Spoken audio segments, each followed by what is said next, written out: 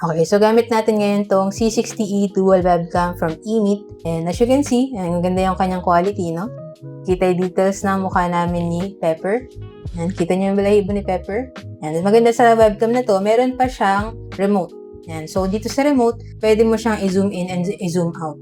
Yan, so nag-zoom in siya, and then pwede i-zoom out.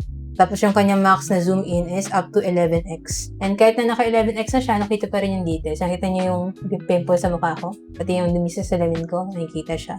So, maganda talaga yung quality niya kasi 4K na yung kanyang resolution. Unlike yung other mga web cameras.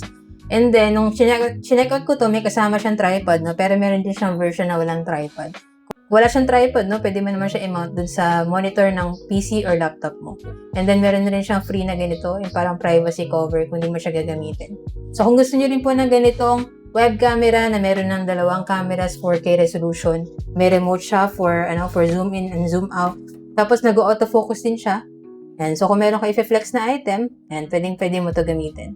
Mabilis din siya mag-autofocus. Yan. So, check nyo na lang po dyan sa Yellow Basket yung kung nabili para same quality and legit store din yung mapagbili nyo. So, yun lang. Sana nakatulong tong video. If you have any other questions, just let me know in the comments and follow for more tech content.